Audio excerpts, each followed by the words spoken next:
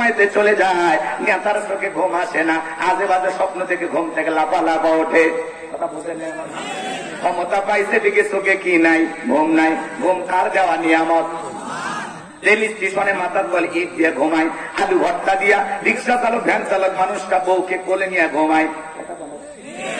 গরিব মানুষ রাস্তার মধ্যে একটা গাছের ছায়া পাইলে ওই জায়গাও ঘুমায়। কথা বলেন ঠিক কিনা? এমন কায়দায় নাক ডাকে রাখের ইঞ্জিল ফেল আছে না নাই? গরিবকে আল্লাহ স্পেশাল দুইটা নিয়ামত দিয়েছে, একটা ঘুম আর একটা খাবার রুচি। ধনির সামনে অনেক খাবার, কয় গরু কয় না খাওয়া যাবে না, খাসি কয় চর্বি বেশি। কথা বল না, এত খাবারের সামনে খাওয়া যাবে না। ডাক্তার বলেছে যত কম খাবেন তত বেশি দিন বাঁচবেন, বেশি খাইলে তাড়াতাড়ি মরবেন, ডায়াবেটিস শরীর। এই দুনিয়ার জমিন আল্লাহ যদি কাউকে জিরো থেকে হিরো বানায়, একটু যদি টাকাওয়ালা বানায়, একটু যদি ক্ষমতার দাপট দেয়, এই পৃথিবীর জমিনে একজন এসেছিল যাকে আল্লাহ জিরো থেকে হিরো বানাইছিল, ক্ষমতার দাম্ভিকতা অহংকারে নিজেকে বলে আনা রাব্বুকুমুল আলা, আমি বড় প্রভু, আমি বড় খোদা। এরকম জালেম একজন পৃথিবীর জমিনে এসেছিল। এর বাল্যকালের নাম ছিল কাবুস, বলকিয়া বলা হতো। কিপ্তিদের তরফ থেকে স্পেশাল নাম ছিল রামসিস, আর মিশরের বাদশা হওয়ার পর উপাধি নাম হলো ফিরাউন। আমি কি একটু বলবো, কয়েক মিনিটে বলবো, কষ্ট পাবেন না আপনারা? শোনেন, আল্লাহ জিরো থেকে হিরো বানায়, শাহওয়ালা থেকে প্রধানমন্ত্রী বানাইছে, আর এখন মুসলমানের রক্ত নিয়ে খেলা করে। কথা বলেন ঠিক কি? নিঃস্ব অসহায় থেকে আল্লাহ পাক রাষ্ট্রের প্রধানমন্ত্রী বানায় দেয়, আর জনগণের উপরে জুলুম করে। আছে না নাই? কথা বোঝেন, ভুলে যাইন না। আল্লাহ জিরো থেকে হিরো বানাইছিল। শোনেন, আমি একটু বলি, তাহলে দেখবেন মিল পাবেন ইনশাল্লাহ। যদি খালি আলোচনা মন দিয়ে শোনেন, খাপে খাপ মমতাজের বাপ। বাজানগো আমার, যে কথা বলতে চাচ্ছিলাম, হৃদয়ের কান পেতে কথাগুলো শুনে যান। এই কাবুল নামের ফিরাউন ছিল ভবঘুরে যুবক, এলাকায় কোনো কাজকর্ম নাই। কিছু ভবঘুরে যুবক মানে বোঝেন না, যারা ইয়াবা ফেন্সিডিল গাঁজা মদ খায়া গাছ ঠাট্টা মারে, কই ভাই যান সাইড যান। বউ যদি দরজা খোলো, অঙ্কের বাপ তুমি ঢোলো কেন? কই মা তুই বুঝবি না, আজ একটু বেশি পরিমাণে মাল খাচ্ছি। কথা কোন শিখছি না? এই যে ঢাকা শহরে গুলশান এলাকায়, মতিঝিল এলাকায় মহিলা মানুষ মদ খায় আর রাস্তার ভিতরে লাগছে গুতাগুতি মারামারি। কথা কয় না? মহিলা মানুষ মদ খাইয়া নেশা কইরা রাস্তার ভিতরে মাতলামি করতেছে। আজকে টিভি অফিসে তাদেরকে ডাকা হয়েছিল, ওই জায়গায় যায় মহিলা মারামারি করছে। তোমার কি সম্মান নাই? আমার কি সম্মান নাই? তোমার কারণে সেদিন ঝামেলা বেঁধেছিল, এজন্য আমাদের মুখোশটা উন্মোচন হয়ে গেল। মহিলা মানুষ যদি বারের সামনে মারামারি করে, মদের বারের সামনে মারামারি করে, মহিলা মানুষ যদি চুলাচুলি করে, মহিলা মানুষ যদি এই ডিজিটাল বাংলাদেশে মদ খায় রাস্তায় মাতলামি করে, এর চাইতে দুঃখ আমাদের আর হতে পারে না। এ কথা বলেন ঠিক কিনা? মহিলা মানুষ মদ খায় রাস্তায় মারামারি করে, এ দুঃখ রাখবেন কোথায়? দিন যাচ্ছে কোথায় গো? কথা কন না কেন? এর আগে পরিমণি আপা মদ খাইছিল, আপনারা শোনেননি? এক রাতে আমাদের পরিমণি নায়িকা মদ খাইছে ৮৭,০০০ টাকা। কয় টাকার মদ খাইছে? ৮৭,০০০ টাকা মদ খাইয়া মাতলামি কইরা। আবারও তার মামলা নতুন ভাবে চার্জশিট গঠন করা হয়েছে, এবং এটা সিবিআই তদন্ত করে বের করেছে যে আসলে সেই হোটেল ব্যবসায়ী যাকে ফাঁসানো হয়েছিল, এ বেচারা দায়ী না, আসল দায়ী হলো পরিমণি। এইবার এখন পরিমণির বিরুদ্ধে গ্রেপ্তারি পরোয়ানা জারি হয়েছে, যখন তখন মহিলাকে গ্রেপ্তার করতে পারে। এগুলো তো নাটক ভাই, বোঝেন না? এগুলো নাটক। আবার ধরবে, 2 দিন পর আবার ছেড়ে দেবে, আবার বলবে আমরা দুঃখিত, ওনাকে গ্রেপ্তার করার কারণে কয়েক কোটি টাকার শুটিং বন্ধ হয়েছে, আপাতত ছেড়ে দেওয়া হলো। ওনাদের জন্য অনেক ছাপ। কথা কয় না? ওনার একটা হাসি দিলে মামলা কোন দিকে ঘুরে যাবে। কথা কন ঠিক না? আমার ভাইয়েরা, ওনারা তো অন্যরকম। কথা কন ঠিক না? আরে এই দুনিয়ার জমিনে অপরাধ করে নাই, জেলখানায় নিয়ে যায় খোঁজা হয় লোকটা কি অপরাধ করেছে, কোন মামলায় ফাঁসানো যায়, কিভাবে কি করা যায়। আর এই দুনিয়ার জমিনে অপরাধ করেছে মদের বোতল সহ মাতলামি করতে করতে পরিমণি আপা গ্রেপ্তার হয়েছিল, এরপরেও তাকে ছেড়ে দেওয়া হলো। এখন আবার তদন্ত করে বের হয়েছে আসল দায়ী পরিমণি। তাহলে এই চিন্তা ভাবনায় আপনারা একটু বোঝেন, একটু বোঝেন, একটু বোঝেন। এই দুনিয়াতে এই ধরনের রং তামাশা করা গায়ক নায়িকা সেলিব্রিটি এদেরকে ছাড় দেওয়া হয়, কিন্তু কোরআনের পাখি আল্লাহওয়ালা আলেমদেরকে ছাড় দিতে চায় না। কথা বলেন ঠিক কিনা? এই কথার দ্বারা প্রমাণ হয় ওরা মন জয় করতে পারে, খুশি করতে পারে, ওদের টাকার পাওয়ার আছে, রূপের পাওয়ার আছে, কিন্তু আমরা দুর্বল আমাদের কোনো কিছুর পাওয়ার নাই। হুজুররা হলো দুর্বল। কথা কনা বুঝছেন তো নাকি? সামনের দিকে যাই বাজানবো আমার। তাহলে মহিলা মানুষ মদ খায় মারামারি করতেছে, সমাজ গেছে কোন জায়গায়? যুবকেরা হলে এগুলো মানা যায় যে পুরুষ মানুষ খাইতেই পারে, এখন মহিলা মানুষ যদি মদ খাইয়া মাতাল হইয়া তুলাতুলি করে, রাস্তাঘাটে মারামারি করে, তাহলে দেশ আমাদের লন্ডন আমেরিকা হতে কি দেরি আছে? এমনি আমরা কি বলতেছি? আমরা এগিয়ে যাচ্ছি, অবশ্যই এগিয়ে যাচ্ছি, প্রয়োজনে মদ খাইয়ে এগিয়ে যাবো। কথা বল।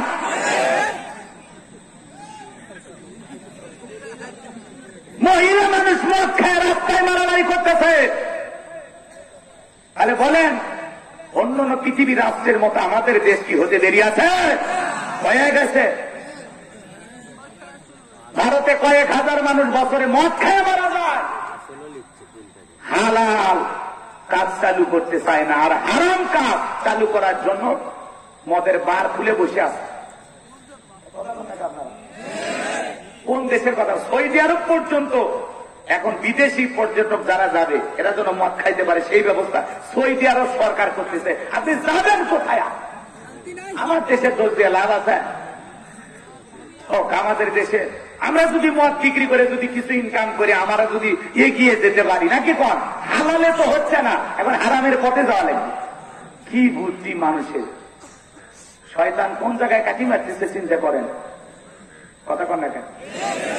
এই জন্য আসুন পাপের কাজগুলো বন্ধ করেন। কুনতুম খায়রা উম্মাতিন উখরিজাত লিন-নাস তা'মুরুনা বিল মা'রুফ ওয়া তানহাউনা আনিল মুনকার। আল্লাহ বলে তোমাদেরকে উত্তম জাতি বানাইলাম, বিবি বানাইলাম, তোমাদের কাজ হলো দুইটা, সৎ কাজের আদেশ দাও, অসৎ কাজ থেকে নিজেরা বিরত থাকো, মানুষকে বিরত রাখো। কথা বলে ঠিক কিনা? যে সমস্ত মহিলারা মদের বারের সামনে মদ খেয়ে মাতলামি করেছে এদেরকে ধরে দৃষ্টান্তমূলক শাস্তি দিতে হবে। কথা বলে ঠিক কিনা? তুমি মহিলা মানুষ মদ খাইয়া চুলি করো, আর জামানা গেছে কোন জায়গায়? আরে কলিজাটা ফাটিয়া যায়। এটা আমার দেশ, আমরা কিভাবে নির্লজ্জ বেহায়া হয়ে যাচ্ছি, কত হারাম কাজ ওপেনে চালু হয়ে যাচ্ছে। কথা বলে ঠিক কিনা? হারাম কাজ, হারাম কাজ। আমার ভাইয়েরা চলেন সামনের দিকে যাই। এই নিশার কারণে আজকে বাবা হয়ে ছেলেকে খুন করতেছে, ছেলে হয়ে বাবাকে খুন করতেছে। আপনারা দেখলেন না কয়েকদিন আগের ঘটনা বাজান? ওই ঘটনাটা থেকে আমি চোখের পানি ছেড়ে দিয়ে কান্না করেছি। একজন নিশাখোর বাবা, কলিজার টুকরা 5 বছরের সন্তান, ভাত খাইতেছে, মা তুলে খাওয়াইতেছে, সন্তানটা খাইতে চাইতেছে না। বাবা রাগান্বিত হয়ে মেয়েটাকে কয়েকটা থাপ্পড় মারলো। থাপ্পড় মারতে মারতে মেয়েটা কান্না শুরু করে দিল। এইবার মেয়েটাকে তুলে আসার মারছে।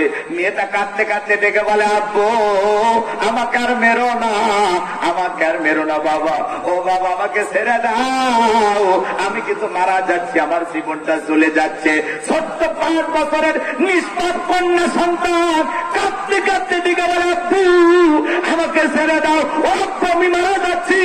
ওই নিশাখোর বাবা, মাতাল বাবা সন্তানটাকে ছেড়ে দেয় নাই, মারতে মারতে মেরে ফেলে দিয়েছে। এজন্য নিশা কত খারাপ চিন্তা করেন। কথা বলেন না কেন? 5 বছরের শিশুটাকে মাতাল অবস্থায় বাবা খুন করে ফেলেছে। এই বাংলাদেশের ঘটনা। ওই মহিলারা চুলাচুলি করতে গিয়েছে, 2-4 জন যদি মরতো ভালোই হইতো। এরা মরলে আফসোস নাই, ছোট বাচ্চাটা মারা গেছে এই জন্য আমার কষ্ট। কথা কন ঠিক কিনা? মহিলা মানুষ মদ খাই গো, এটা মাথা খেলেন। খাইছিলেন কেউ? আপনারা খাইছিলেন? এদের আগ্রহ থেকে আমি মনে মনে ভাবতেছি কি জিনিস এটা। আল্লাহ আল্লাহ যেন এদেশের মুসলমান নর নারীকে হেফাজত করে। জোরে বলেন আমিন। আরেকটু জোরে বলেন আমিন। আচ্ছা কথাগুলো কি খারাপ লাগলো নাকি একটু বাস্তবতা তুলে ধরা দরকার আছে না? না খালি ঘুমাইন না, কি হচ্ছে একটু বলা লাগবে। আর এগুলো বললে কয় হুজুরেরা ভাইরাল হওয়ার জন্য এগুলো বলে। সমস্যা নাই, সমাজের বাস্তবতা তুলে ধরলে কেউ যদি আমাদের বিরুদ্ধে সমালোচনা করে আমাদের আফসোস নাই। আমরা মাদক মুক্ত বাংলাদেশ করতে চাই। মাদককে না বলুন, কথা বলেন ঠিক না? নেশা দ্রব্য পান করা জায়েজ না হারাম? মদ পান করা জায়েজ না হারাম? আল্লাহ যেটা হারাম করে দিয়েছেন ওটা আমরা স্পর্শ করবো না। যুবকেরা রাজি আছো তো ইনশাআল্লাহ? রাজি আছো তো ইনশাআল্লাহ? আমার ভাইয়েরা, এ ছিল ভবঘুরের যুবক। এইবার ভালো করে বুঝবেন, চলে গেল মিশরে। সর্বপ্রথম হলো তরমুজের ক্ষেতের লেবার। এইবার তরমুজের ক্ষেতের লেবারি করার পরে ওই দেশের সরকারি গোরস্থানে দারোয়ান লাগবে। হাজার হাজার মানুষ দারোয়ান হওয়ার জন্য ইন্টারভিউ দেওয়ার জন্য লাইনের মধ্যে দাঁড়ায় গেছে। ওই কাবুল নামের ফেরাউনের যখন এইবার পালা বাদশার সামনে যখন উপস্থিত হয়েছে, বাদশাকে ডেকে বলা, বাদশাহ মেন দেশ থেকে বুক করা আসানি আপনার দেশে এসেছি, দয়া করে চাকরিটা আমারে দেন, সারা জীবন আপনার প্রতি কৃতজ্ঞ থাকবো। এমন ভাবে কথাগুলো উপস্থাপন করলেন, দেখে বলে বাদশা আপনার ছেলে ভালো মানুষ নাই। কথাগুলো শুনে বাদশার বড় মায়া লাগে গেল, দিলটা নরম হয়ে গেল।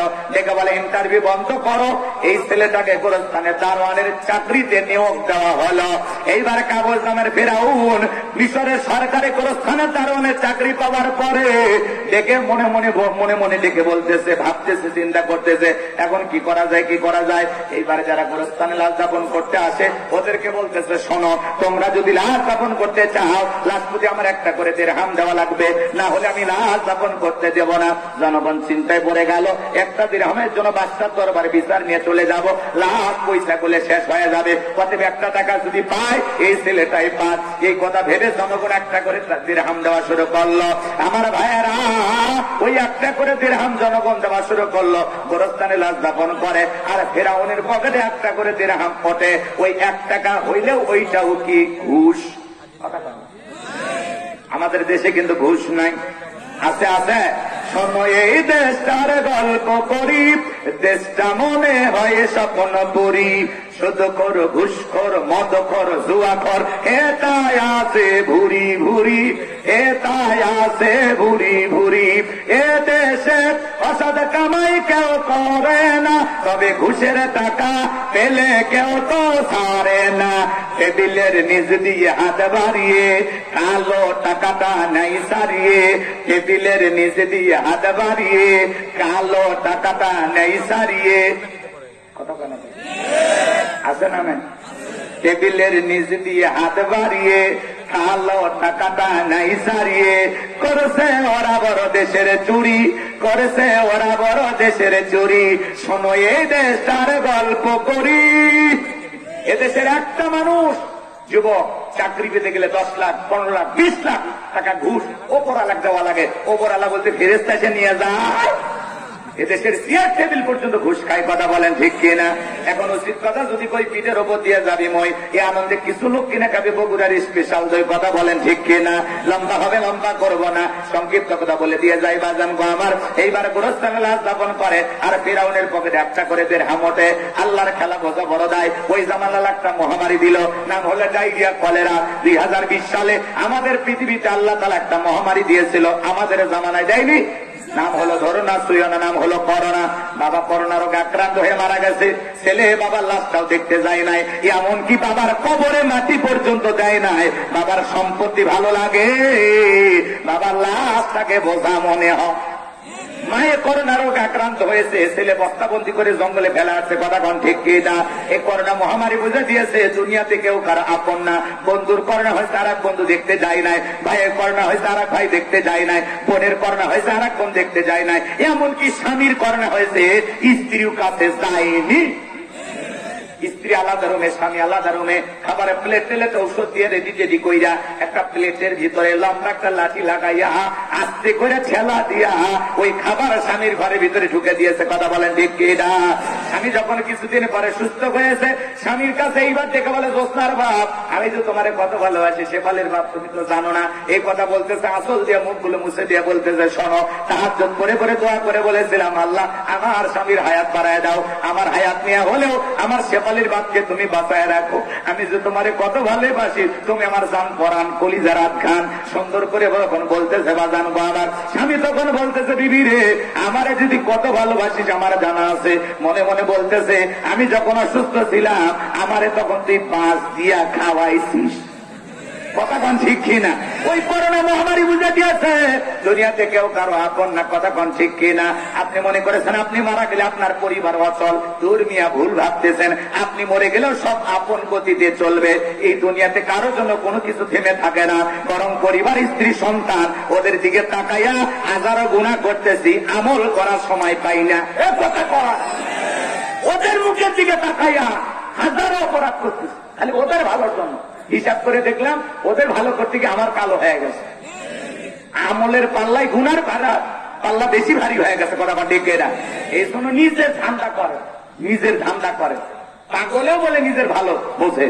হালাল ইনকাম করেন, হারাম পথে হাইতেন না, সুদ ঘুষ ছেড়ে দেন। কথা কয় না? কার জন্য এত টাকার লোভ করতেছেন? কার কি দরকার? আপনি কি মনে করছেন রিজেকের মালিক আপনি? আজকে আল্লাহ আপনারে খাওয়াই, সে আল্লাহ আপনার সন্তানকে খাওয়াবে না? তো কার জন্য এগুলো লোভে করে করতেছেন? মানুষের মাথার বাড়িতেন, পকেট মারেন, চিন্তায় করেন, গরু চুরি করেন, কলা চুরি করেন, বাগানের ফসল চুরি করেন, কি শুরু করছেন? রাস্তাঘাটে চিন্তায় করেন, কার জন্য? ভালো হয়ে যান, না খেয়ে থাকবে না। যতটুকু রিজেক আল্লাহ দিয়েছে ততটুকু পাবেন। কথা বলেন ঠিক কিনা? ভালো করে বোঝার চেষ্টা করেন। সামনের দিকে যায়, লম্বা হবে, লম্বা করবো, অনেক কথা বলা যায়, সময় বড় কম। সামনের দিকে যায়, আমার ভাইয়ের অনেক লম্বা কথা সংক্ষিপ্ত করে বলে দিয়ে যায়। এইবার ওই মহামারীতে, ওই ডায়রিয়া কলেরা হওয়ার কারণে হাজার হাজার মানুষ মারা যায়। তখন তো এত ডাক্তার হাসপাতাল ছিল না। এইবার মানুষ মারা যায়, গোরস্থান লাশ দাফন হয়। আর ফিরাউনের পকেটে একটা করে দেরহামতে উঠতে উঠতে এত টাকার মালিক হয়ে গেল, টাকা রাখার কোনো জায়গা নাই। বাদশার দরবারে চলে গেল, বাদশা আমার কাছে কিছু টাকা পয়সা হয়ে গেছে। এলাকায় যারা গরিব মানুষ খাজনা দিতে পারে না, দুঃখী মানুষ খাইতে পারে না, আমি গোরস্থানে দারোয়ান তাদের খাজনা পরিশোধ করে দিতে চাই। বাচ্চা ডেকে বলে, বাবা এত ভালো হচ্ছে, তোমার মতো ছেলে ঘরে ঘরে জন্ম নেওয়া দরকার, যাও টাকাগুলো নিয়ে আসো। রাজ্যের গরিব মানুষকে আমি খবর দিলাম। এইবার পরের দিন সকালবেলা হাজার হাজার মানুষ লাইন দিয়েছে। ওই গোরস্থানে দারোয়ান ওই ঘুষ খাওয়া টাকাগুলো যে খাজনা পরিশোধ করে দিল। আপনারাই বলেন তো টাকা কি ফেরাউনের? টাকা জনগণের। কথা বলেন ঠিক কিনা? টাকা কি ওর বাপের? আমাদের গাইবান্ধার আঞ্চলিক ভাষা একটা কথা বলে, মাছের তেল দিয়ে মাছ ভাজে। টাকা তো জনগণের, টাকাটা খালি সিস্টেমে দিয়ে বাবা বইতেছে, বাপরে বাপ বিরাট পর কাম করছে। টাকা ও কামাই করছে, টাকা খা, টাকা খা।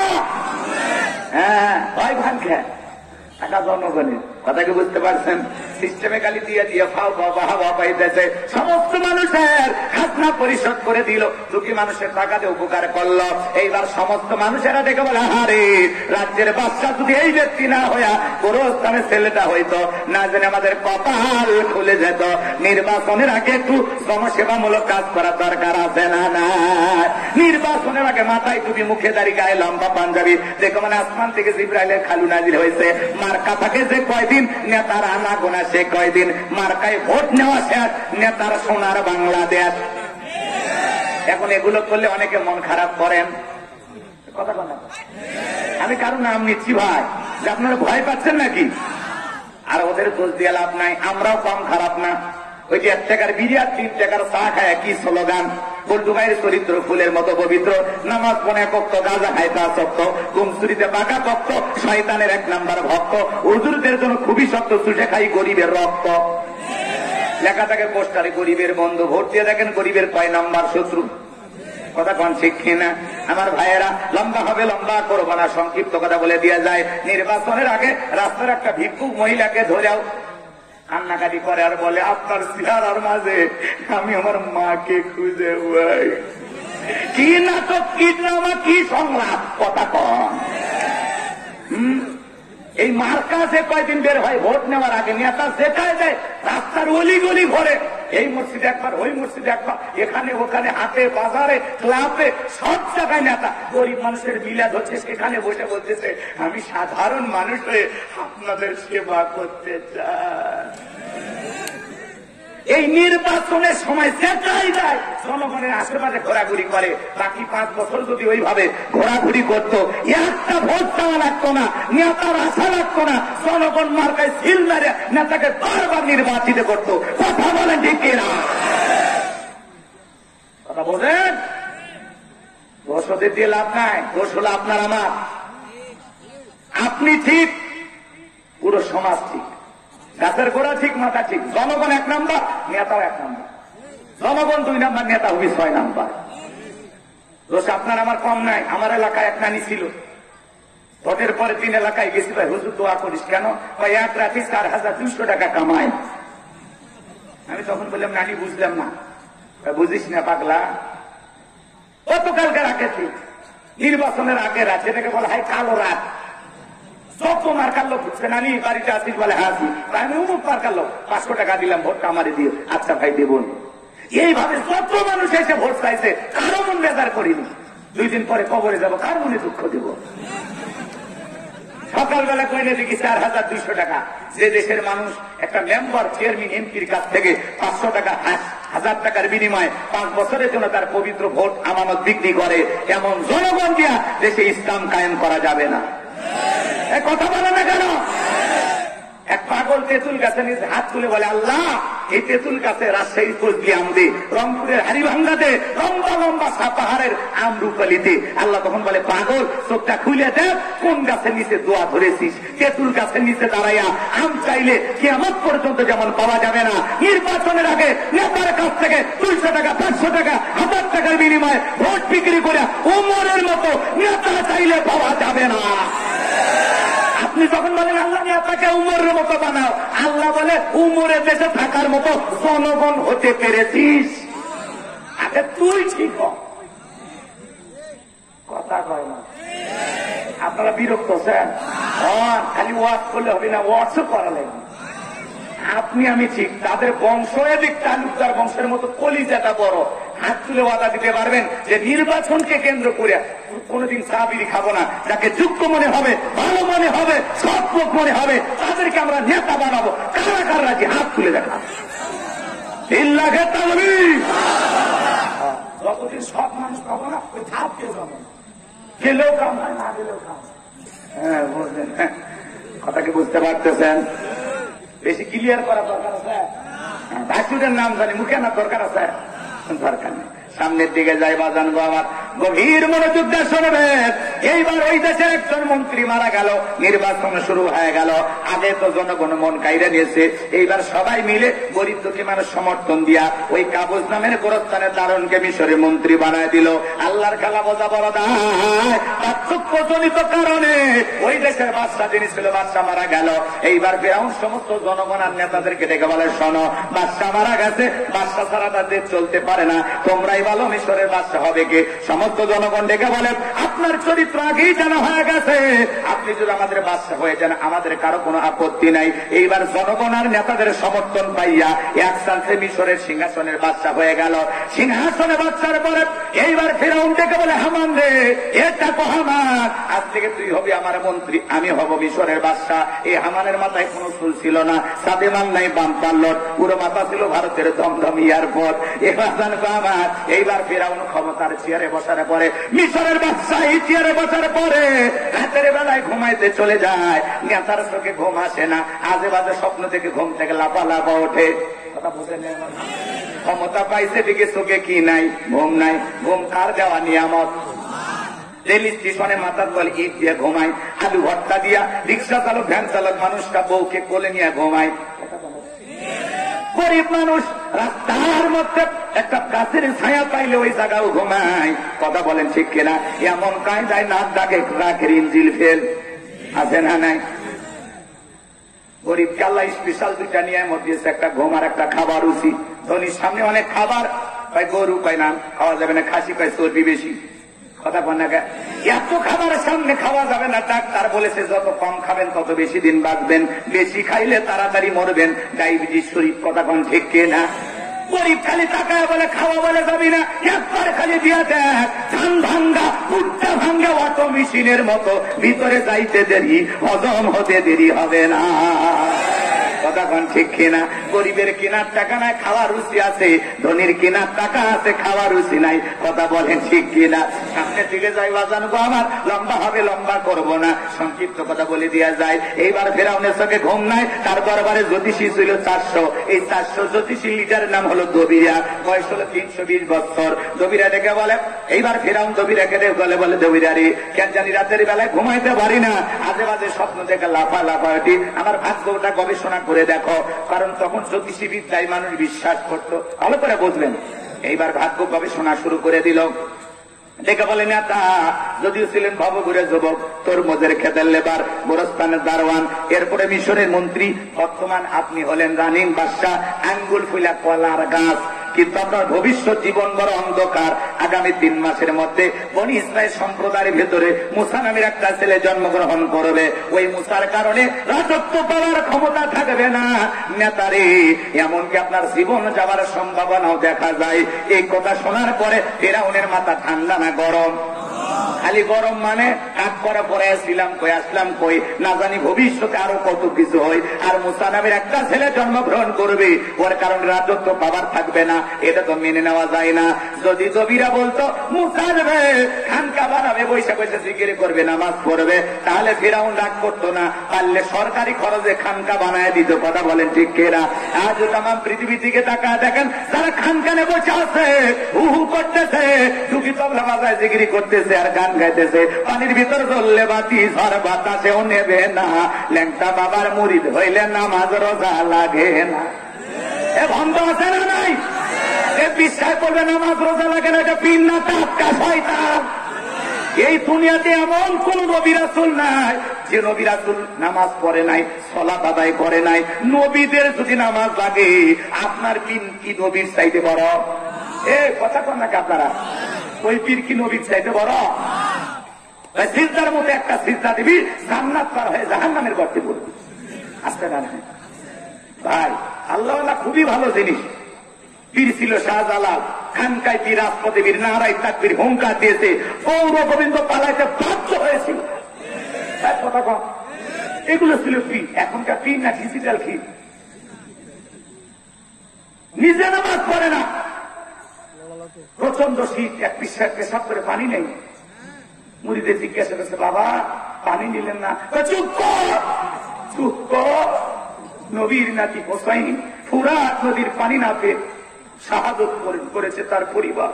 যে পানি নবীর পরিবার পায়নি, সেই পানি আমি এই জায়গায়, কত বড় শয়তান চিন্তা করে। ঠান্ডা খেলায় পানি নেয় না, ওইটার খায় না, এরকম ভণ্ড আছে না? বাজান গো আমার, লম্বা হবে, লম্বা করব না। ভণ্ড পীর যেখানে আমরা নাই। পীর ছিল শাহজালাল, শাহপরান, শাহমাকদুম, বাইজিদ বোস্তামি, আব্দুল কাদের জিলানী, রংপুরের কেরামতুল্লাহ, বগুড়ার শাহ সুলতান, রাজশাহীর শাহমাকদুম, বাগেরহাটের খান জাহান আলী। বড় বড় আল্লাহওয়ালাদের কারণে এদেশে ইসলামের প্রচার প্রসার হয়েছে। এটা নিঃসন্দেহে ভালো কাজ। কথা কোন ঠিক কিনা?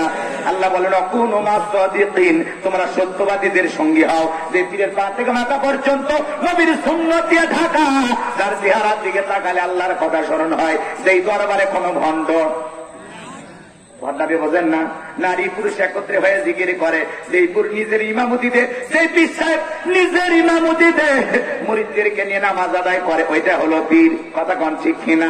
আর যেই দরবারে নারী পুরুষ একত্রে হয়ে দুকি তবলা বাজায়া লাফালাফি করে জিকির করে, ওইটা পীরের দরবার না, ওইটা হলো শয়তানের আড্ডাখানা। এদের কাছে যাওয়া যাবে? নারী পুরুষ একত্রে জিকির দেখেননি? কথা কেন দেখেননি? দেখছেন? জিকির করতে করতে মহিলার শাড়িয়া, মানে শাড়ি আর শাড়ি থাকে না। কথা কর না। হাই যে ভণ্ড আমাদের এলাকায় ছিল, এখন কমছে। এগুলো বাড়িয়ে বাড়ির কারণে কমছে। কথাটা বুঝতে পারছেন? যাই হোক, আমি আর ওদিকে যাবো না, কথা অনেক বলার আছে, সামনের দিকে যাই। কষ্ট হচ্ছে আপনাদের, জ্ঞানী লোকের জন্য হালকা কথাই যথেষ্ট। তাহলে ভণ্ড পীরের কাছে আমরা যাব। যেহেতু এলাকায় দিনই প্রতিষ্ঠান বেশি, আলেম ওলামা বেশি, আমার বিশ্বাস এলাকায় পীর মুরিদি নাই। আছে এলাকাতে, আছে কম কম না? আচ্ছা ঠিক আছে, শোনেন, কোন ভণ্ড পীরের কাছে যাবেন না, ঠিক আছে তো ইনশাল্লাহ? আর যে গরু ছাগল নিয়ে যারা দৌড়ে এরা বড় পাগল। আচ্ছা গরু ছাগল পীর সাহেবের দরবারে কি লাভ? কথা লাভ আছে ভাই, লাভ আছে। আপনি গরু ছাগল নিয়ে দৌড়াইতেছেন, আল্লাহ পাইতেছেন আর গান গাইতেছেন, চাঁদ উঠেছে যাই, গরু ছাগল নিয়ে যায় আর গান গাইতেছে। এ ভাই এ শোনেন, আল্লামা খাজা মঈনুদ্দিন চিশতি রহমতুল্লাহ আলাইহ, উনি যদি আল্লাহ ওয়ালা হয়ে থাকে, উনি যদি আল্লাহ প্রিয় বলা হয়ে থাকে, আচ্ছা বলেন তো উনি কি দুনিয়ার স্বার্থের কারণে আল্লাহ ওয়ালা হয়েছে না নিঃস্বার্থ ভাবে আল্লাহর গোলামি করার কারণে আল্লাহ ওয়ালা হয়েছে? উনি যদি কবরে থাকে তো ভালোই তো আছে, আল্লাহ ওয়ালা তো ভালোই আছে। কথা কেন? উনি তো ভালো থাকার কথা, ভালো আছে, তাহলে গরু দিয়ে লাভ কেন? উনি কি বলছে আমার দরবারে গরু দাও, ছাগল দাও বলেছেন? আপনি দিচ্ছেন কেন? আর দিলে লাভটা কি?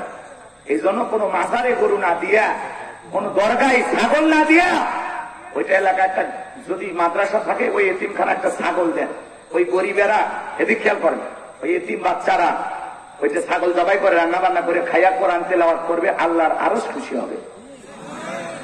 একটা গরিব মেয়ের বিয়ে হয় না, ওই গরু জবাই করে এই বিয়েতে মেহমানদারি করায় দেন, আল্লাহ আরো খুশি হবে। কথা বলে ঠিক কিনা? আর আপনি সব গরু ছাগল নিয়ে ট্রাক ভর্তি করে যাচ্ছেন, কয়েক হাজার গরু যায়, সব বিক্রি করে পীরের অ্যাকাউন্টে টাকার বস্তা। আর কোন গরিব মুড়ি যদি অসুস্থ হয়, পিসা কি 5 লাখ টাকার চেক লিখে দেয় যে যাও আমার এই গরিব মুড়ি অসুস্থ, একটু চিকিৎসা করুন। জীবনে দেখেছেন? খালি নিতে দেখেছেন, চিনতে দেখেননি। এই জন্য বাঁচছেন, সচেতন হন, দিয়ে লাভ কি? লাভটা কি? মা বাবাকে ভাত দেয় না, পীর বাবা খুশি করার জন্য অস্থির হয়ে গেছে। কথা বলে পিতা মাতার সাথে খারাপ ব্যবহার, আলেম ওলামা ফলমূল খাওয়াচ্ছে, তো দাম আছে না? আগে মা বাবার সেবা কর। পিতা মাতা হলো দুনিয়ার সবচেয়ে বড় পীর। কথা বলে ঠিক কিনা? পিতা মাতা খুশি, আরো সে মালিক খুশি। একটা গরু নিয়ে দৌড়াও না, ভালো হয়ে যান। একটা গরু যেন ওদিকে না যেতে দিই, এরপরেও যদি যান তা আপনার সাথে পাগল কেউ নেই। আমাদেরকে অনেকে বলে হুজুর খুব ভালোবাসি, আমি তখন বলি ভালো তো ওরাই বাসে রে, ওরা গরু পর্যন্ত নিয়ে যায় ভালোবাসার ঠেলায়। আর তোরা ভালোবাসার ঠেলায় 1000 টাকা দিয়ে মুসাফা করিস না, কিসের ভালোবাসা? রাগ করেছেন মনে হয়, কষ্ট মনের মধ্যে নেবেন না বাজান। এগুলো কথা তুলে ধরা দরকার আছে না নাই? দরকার আছে না নাই? এক মাজারে যা দিকে মশুরি টাঙানো, কেন? বাবারে মশা লাগবে, তার মানে এত আকাম করে গেছে, বোকার পরে মশা কামড় দিচ্ছে। কথা কোন ঠিক কিনা? ভণ্ড পীর যেখানে, একটু ধরে, ভণ্ড পীর যেখানে, সংক্ষিপ্ত করে বলে দিয়েছে বাজান আমার। এইবার ফেরাউন হামানকে ডেকে বলে, এই হামান এদিকে আয়। কবিরা কি বলল? আগামী 3 মাসের মধ্যে মুসা নামের একটা ছেলে জন্মগ্রহণ করবে, ওর কারণে রাজত্ব পাওয়ার ক্ষমতা থাকবে না, এটা তো মেনে নেওয়া যায় না। কবিরা ডেকে বলে, নেতা টেনশন নেবার কোনো কারণ নাই, মাইট ইজ রাইট, জোরজার মূল্য তার পাওয়ার রাজত্ব ক্ষমতা আমাদের হাতে, আমরা যা বলবো মিশরের জনগণ তাই মানতে বাধ্য। কথাকে বোঝা যায়? ওই জন্য বললাম যারা খানকা পয়সা আছে ওদেরকে কেউ টার্গেট করে না, যারা আল্লাহর জমিনে আল্লাহ দ্বীনকে প্রতিষ্ঠিত করতে চায়, কোরআনের হক কথা বলে, আল্লাহর আইন চালু করতে চায়, ওদেরকে টার্গেট করে করে ভিতরে ঢুকানো হয়। কথা বলেন ঠিক কি না? সামনের দিকে যাই বাজান গো আমার। এইবার কবিরার মানে হামানের কথা শুনা ফিরাউন ডেকে বলে, হামান আসলে তোর মাথায় বুদ্ধি আছে, তবে শোন, ছেলেগুলোকে জবাই করবি, মেয়েগুলোকে জবাই করবি না, কারণ ছেলেদের মধ্যে আমার শত্রু আছে, মেয়েদের মধ্যে কোনো শত্রু নাই। তার মানে সরে হলো মানুষ ভালো, মোবাইল নিয়ে গেল, সিম কার্ড খুলে দিয়ে গেল। এইবার সন্তান জবাই করা শুরু হয়ে গেল। ছেলে সন্তান হইলেই, খবর পাইলেই ঘরে আর জবাই করে। বলেন তো মুসা মাত্র কয়জন? একটু করে বলেন, মুসা মাত্র কয়জন? জালেমদের কাছে অপরাধ করে একজন, আর জালেমেরা অপরাধের শাস্তি 1000 জনের উপরে চাপায় দেয়। কথা বলেন ঠিক কিনা? মুসা সন্দেহ জবাই করতে করতে 3 মাস অতিবাহিত হয়ে গেল। 3টা বর্ণনা পাওয়া যায়, কেউ বলেছেন 20,000, কেউ বলেছেন 24,000, কেউ বলেছেন 80,000। এইবার কবিরা ডেকে বলে, কবিরা গবেষণা করে দেখ, আমার পথের কাটা মুসা মূল্য না বাঁচলো। এইবার কবিরা গবেষণা করে বলে, নেতা যদিও বনি ইসরায়েল মায়ের বুক খালি কইরা হাজার হাজার সন্তানকে আপনাকে জবাই করে দুনিয়ার জমিন থেকে বিদায় করে দিয়েছেন, কিন্তু আপনার পথের কাটা মুসা এখনো মরে নাই। মায়ের কোলে জীবিত আছে, সুস্থ আছে, কিন্তু কোন বাড়িতে আছে, কোথায় আছে, এইটা বলার ক্ষমতা আমাদের নাই। বলেন আল্লাহু আকবার। ওয়ামাকারু ওয়ামাকারাল্লাহ ওয়াল্লাহু খায়রুল মাকিরিন। খেলা কার? আরো জোরে বলেন কার?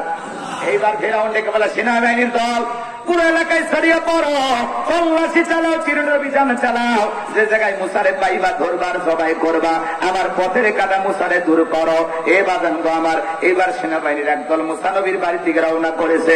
মুসা নবীর বড় বোন নাম তার মারিয়াম, ডেকে বলে, মা ওই যে ফেরাউনের সেনাবাহিনী দেখা যায় মা, আর বুঝি ভাইকে বাঁচানো গেল না, ভাইকে তুমি কই লুকিয়ে রাখবার। সন্তানকে কোলের মধ্যে নিয়ে মুসা নবীর মা এদিক সেদিক দৌড়ায়। এজন্য এলহামের মাধ্যমে গাইবি আওয়াজ দিয়ে বলবো, সারা মা চুলার ভিতরে তোমার ছেলেটাকে ফেলা দাও, কথা দিলাম গো তোমার ছেলেকে আবার তোমার কোলে ফেরায় দেব। মুসা নবীর মা তাই করলেন। ফেরাউনের সেনাবাহিনী পুরো বাড়ি তল্লাশি চালালেন, সার্চ করলেন, একেবারে তন্ন তন্ন করে খুঁজে তারা চলে গেল। মুসা নবীর মা এইবার চুলার ভিতরে তাকায় দেখে মুসা নবী চুলার ভিতরে করে মুস্কি মুস্কি হাসে, বলুন সুবহানাল্লাহ। এইবার সন্তানটাকে কোলের মধ্যে গালে মুখে চুমা খায়। আবারও যেন কে গাইবে আওয়াজ দেয়, বলে মুসার মা আর কতদিন জালেমদের ভয় লুকিয়ে রাখবা, সিন্ধুক একটা বানায়া দরিয়ার বুকে ভাসায়া দাও, কথা দিলাম গো তোমার ছেলেকে আবার তোমার কোলে ফেরা দেব। বলেন মারহাবা। এইবার মুসা নবীর মা টেনশনে পড়ে গেল, সিন্ধুক পাবে কোথায়? সকালবেলা কে যেন ডেকে বলে, মিস্ত্রি লাগবে মা। আমি একজন মিস্ত্রি, দেখেন না এখনো সমাজে কত মানুষ চিল্লায়, 30-20 লাগবে, ম্যাজিক মশুরি লাগবে, কাঁচা তরি তরকারি লাগবে, এরকম ভাবে চিল্লাইতেছে, মিস্ত্রি লাগবে না। মুসা নবীর মা ডেকে বলে, মিস্ত্রি এই দিকে আসে, তুমি কি বানাইতে পারো? মিস্ত্রি বলে, মা আপনি যদি মনে করেন এমন একটা সিন্ধুক আপনার দরকার, সেই সিন্ধুকের ভিতরে আপনার সন্তানকে দলে দরিয়ার বুকে ভাসায় দিবেন, আপনি চাইলে আমি এরকম একটা সিন্ধুক বানাই দিতে পারি। মুসা নবীর মা বলে, মিস্ত্রি তুমি তো আমার মনের কথা বলেছো, এইরকম একটা সিন্ধুকে তো আমি খুঁজতেছি। মিস্ত্রি বলে, মা ভিতরের দিকে একটু পানি নিয়ে আসেন, যন্ত্রপাতি আছে ধার দেবার জন্য পানি লাগতে পারে, আবার না হলেও চলতে পারে। এইবার মুসা নবীর মা ভিতর দিকে পানি নিয়ে এসে দেখে মিস্ত্রি সুন্দর একটা সিন্ধুক বানায়া দাঁড়িয়ে আছে। এবার সিন্ধুকটা হাতের মধ্যে দিয়া মিস্ত্রি শুধু দৌড়াই, পিছন থেকে ডাইকে বলে, মিস্ত্রি লোহার পয়সাকে নিবা না, কাঠের পয়সাকে নিবা না, তোমার পারিশ্রমিকের দামটা তুই নিবা না। মিস্ত্রি ডেকে বলে, মা যারা বিপদে পড়ে আমি তাদের উপকার করি, বিনিময়ে টাকা পয়সা গ্রহণ করি না। এইবার পিছন থেকে ডাইকা বলে, মিস্ত্রি লোহার পয়সাও নিলা না, কাঠের পয়সাও নিলা না, তোমার পারিশ্রমিকের দামটাও নিলা না, অন্তত তোমার নামটা বলে যাও, মাঝে মাঝে তোমার কথা মনে হলে আল্লাহর কাছে তোমার জন্য দোয়া করবো। মিস্ত্রি ডেকে বলে, মা আমি দুনিয়ার সাধারণ কোন মিস্ত্রি না, আমি আল্লাহর ফেরেশতা, আমার নাম হলো জিবরাইল। এবার সিন্ধুকের ভিতরে মুসা নবীকে তুলে দরিয়ার বুকে ভাসায় দিলেন। লম্বা ঘটনার সংক্ষিপ্ত একটু বলে দিয়ে যায়। মেয়ে মারিয়মকে বলে, মা সিন্ধুক ভাসতে ভাসতে কই যায় খবর নিয়ে আসবি। এইবার সিন্ধুক ভাসতে ভাসতে ফিরাউনের ঘাটে চলে গেল। ওই দিন সেনাবাহিনী সিন্ধুকটা তুলে নেতার সামনে নিয়ে চলে গেল। ওই দিন বিকেল বেলা ফিরাউন তার প্রিয়তমা আসিয়াকে নিয়ে আসছিল সমুদ্রের সৈকতে হাওয়া খাইতে। মাঝে মাঝে বউকে নিয়ে বিনোদন করতে কিন্তু বাধা নাই, হালাল বিনোদন। স্ত্রীকে নিয়ে মাঝে মাঝে পিকনিক স্পট গুলোতে যাবেন, মাঝে মাঝে বিবিকে নিয়ে কক্সবাজার সমুদ্রের সৈকতে দাঁড়ায়া বিবিকে বলবেন, বিবি রে কি সুন্দরের সমুদ্রে ঢেউ, পাশে দাঁড়িয়ে আছে আমার সোনা বউ, জানবে না তো কেউ। মাঝে মাঝে বউকে নিয়ে বিনোদন করবেন। বিনোদন বোঝেন তো, হালাল বিনোদন। এখানে সেখানে বউকে নিয়ে ঘুরলে কোনো বাধা নাই, তবে পর্দা করায় না, পর্দা ছাড়া, এটা বুঝতে না। ফরজ পর্দা মাইনে বউকে নিয়ে ঘুরলে কোন সমস্যা বোঝেন না? না এই তুমি বোঝো না, বইয়ের মন খুশি রাখা লাগে, মাঝে মাঝে ঘোরাফেরা করবা, না হলে আর এক ছেলের সাথে ঘুরতে যাবে, বোঝেন না? তুমি কি চাও তোমার বউ আর একটা ছেলের সাথে ঘুরুক? তাহলে তুমি নিয়ে ঘুরো, ঠিক আছে তো? এখনকার মেয়েরা ঘোরাফেরা খুব পছন্দ করে, সময় দিবা না, আর একটা ছেলের হাত ধরে ঘুরতে যাবে, এরা খুব চালাক হয়ে গেছে, আর অবলা সরলা নাই, কথা কয় না। যে জায়গায় বসায় রাখবেন ওই জায়গায় বসবে, যে জায়গায় ঘুমায় রাখবেন ওই জায়গায় ঘুমাবে, যে জায়গায় দাঁড়ায় রাখবেন ওই জায়গায় দাঁড়া থাকবে। ওই দিন চলে গেছে। এখন একটুখানি বিষয়ে হাত দিতে পারবে না, বলো। বহুত লোক সিরিয়াস দাঁড়িয়ে আছে, একেবারে বুড়ি হয়নি যে এখন তোমার কাছ থেকে চলে গেলে যার বিয়ে হবে না। খালি ছেড়ে দিয়ে দেখো, তোমার সাথে ভালো নায়ক ধরে দেখাবো। কি মশা আছে না? নওগাঁর মহিলারা এগুলো বলেন, এরা খুবই ভালো, সব জান্নাত থেকে দাঁড়িয়েছে। রাগ করেছেন মনে হয়, মন খারাপ করবেন না। মাঝে মাঝে বউ কেনে ঘোরাফেরা করবেন, পর্দা করিয়া, ফরজ পর্দা মাইনা। কথা ঠিক কিনা? অপর্ণা ফি বুয়ুতিকুন্না ওয়ালা তাবাররাজনা তাবাররুজাল জাহিলিয়াতিল উলা। নারীরা তোমরা ঘরের ভিতর অবস্থান করো, খবরদার জাহিলিয়াতের যুগের মেয়েদের মতো নোংরা অশ্লীল পোশাক করে নিজের দেহকে প্রদর্শন করো না। নারীরা পর্দায় থাকলে নিরাপদে থাকবে। পর্দা নারী সিকিউরিটি দিবে। হিজাব পর্দা হলো প্রত্যেকটা নারীর অহংকার। কোন সম্ভ্রান্ত ভদ্র ফ্যামিলির মেয়ে ওরকা ছাড়া, পর্দা ছাড়া বাইরে যেতে পারে? সে নারীর পোশাক যত উল্টা পাল্টা, শরীরটা তত গন্ডগোল। বউকে একটু পর্দা করে ঘোরাফেরা করানোর কথা বলেছি, পারবেন তো? আমি কি বলেছি হাফ প্যান্ট পরে সমুদ্রে নামে স্বামী স্ত্রী গোসল করেন, তাহলে গুনাহ হবে? বলে না, পর্দা করলে গুনাহ হবে না। তাই বলে বোরকা পরে সিনেমা হলে নিয়ে যায় না। ভালো জায়গায় যেখানে ভদ্র লোকেরা যায়, ভদ্র কাজ হয়, অবৈধ কোন জায়গায় নাই, হারাম কোন জায়গা না। মনে থাকবে? ঠিক আছে তো? জি, দোয়া করব। দোয়া করলে ভালো হয়। এরা অন্য শুরু করছে, সাইজ করবেন না। যখন বসাছি নামি হাত কথা কয় না, হ্যাঁ, ও সাইজ করে তো ফাইনাল খেলা খেলে বাড়ি যাবে। লিল্লাহি তাকবীর। বাবাজিরা আমার, গভীর মনোযোগ দিয়ে শোনেন যে কথা বলতে চাচ্ছিলাম। এইবার সিন্দুকটা তুইলা ফিরাউনের সামনে যখন নিয়ে যাওয়া হলো, ফিরাউন তখন ডেকে বলে সিন্দুকটা খোলো তো দেখি। এইবার সিন্দুকটা যখন খোলা হলো, সবাই তাকায় দেখে সিন্দুকের ভিতরে আকাশের পূর্ণিমার চাঁদ উদয় হয়েছে। নবীদেরকে সুন্দর বানিয়েছেন তিনি কে? এইবার বাজান গো আমার, ফিরাউন ডেকে বলে তরবারে আমি সবাই করে যে মুসা। আসিয়া বলে থামো, খালি মারা শিখছো, এতগুলো মারলা তাও কি শান্তি পাইলা না? স্বামী গো, এই ছেলেটাকে হত্যা করার আগে আমি তোমার কাছে একটা প্রশ্ন করব। এই যে সিন্ধুকের কাঠটা দেখা যায়, এমন কাঠ কি তোমার দেশে আছে? এইবার ফিরাউন সিন্ধুকের কাঠটা নাই রে ছেড়ে বলে, বিবি রে, এমন কাঠ আমি কেন, আমার বাপ দাদা 14 পুরুষও কোনোদিন দেখে নাই। আসিয়া বলে, স্বামী গো, এটা ভিন দেশি কারো সন্তান বাঁচতে বাঁচতে আমার দেশে এসেছে। এই ছেলেটাকে আমি মারতে দেব না। এই ছেলেটাকে আমাদের পালক পুত্র হিসেবে লালন পালন করতে চাই। ফেরাউন টেনশনে পড়ে গেল, কি করা যায়, কি করা যায়। আবার বউ আবদার করেছে, ফেলানো যায় না। অনেক কথা আছে বাজান গো আমার, সংক্ষিপ্ত কথা বলে দেওয়া যায়। কথা আছে, যেখানে বাঘের ভয় সেখানে রাত হয়। আসিয়া সন্তান হিসেবে পালতে চায়। ফেরাউন চিন্তা করে, কি করব কি করব। অনেক চিন্তা ভাবনা করতে করতে ঠিক আছে আমি রাজি হয়ে গেলাম। অনেক কঠিন স্বামী কিন্তু মাঝে মাঝে বইয়ের কাছে দুর্বল হয়ে যায়। কথা কোন ঠিক কিনা? এ বাজান বাবা, এইবার আসিয়ার সামনে যখন রাজি হয়ে গেল, মুসাকে পালক পুত্র হিসেবে লালন পালন করতে চাই। আসিয়া তখন ডেকে বলে, রাজ্যের মধ্যে ঢোল পিটা খবর দাও, ফিরাউনের ছেলে সন্তান যে দুধ পান করাবে মাসে মাসে বেতন দেওয়া হবে। রাজ্যের মধ্যে ঢোল পিটার সংবাদ দেওয়া হলো। হাজার হাজার মহিলারা লাইন দিয়েছে।